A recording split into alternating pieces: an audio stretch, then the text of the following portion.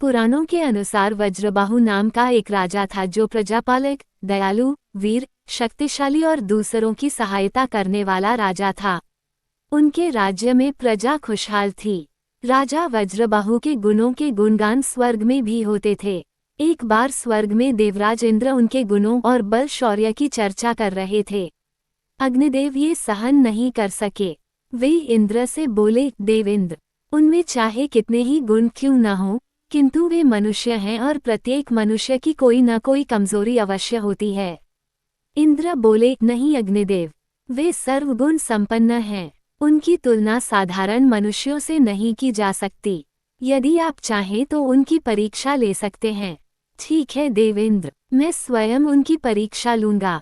ये कहकर अग्निदेव राजा वज्रबाहु की परीक्षा लेने चल पड़े।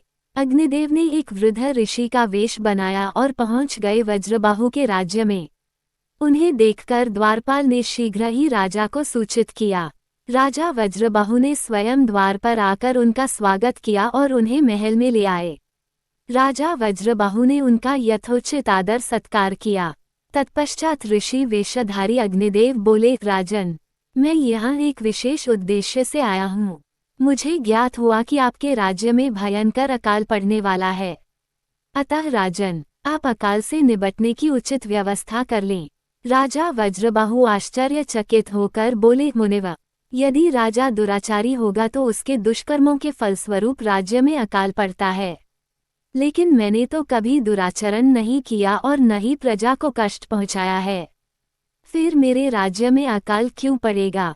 ऋषि बने अग्निदेव बोले, राजन, तुम्हारी बात ठीक है, लेकिन मैंने जो कुछ कहा है वह भी अटल सत्य है।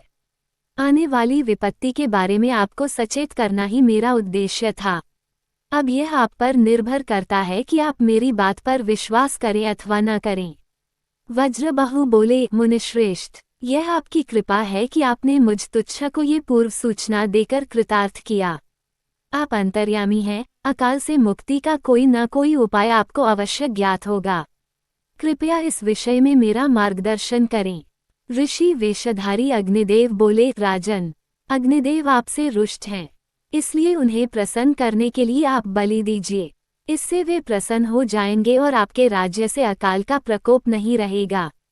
वज्रबाहु बोले, लेकिन मुनिवर, मैंने ऐसा कोई कार्य नहीं किया जिससे अग्निदेव नाराज हों, इसलिए मैं किसी निर्दोष प्राणी की बलि नहीं दूंगा, परिणाम चाहे कुछ भी हो।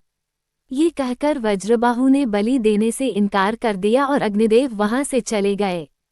कुछ दिनों के बाद राज्य में भयंकर अकाल पड़ा। चारों ओर हाहाकार मच गया।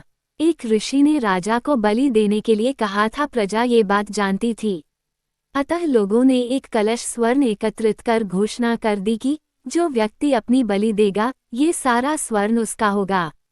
ये बात सुन राज्य का एक लालची व्यक्ति इस कार्य के लिए अपने पुत्र की बलि देने को तैयार हो गया।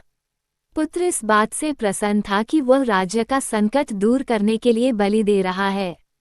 राजमहल में जब वज्रबाहु ने यह बात सुनी तो उन्होंने कहा कि वह बालक उनकी प्रजा है, उनकी संतान है, इसलिए वह बालक नहीं बल्कि वे खुद अपनी बलि देंगे।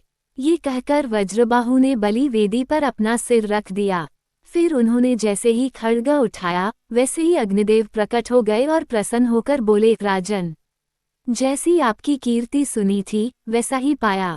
मैं आपकी परीक्षा ले रहा था।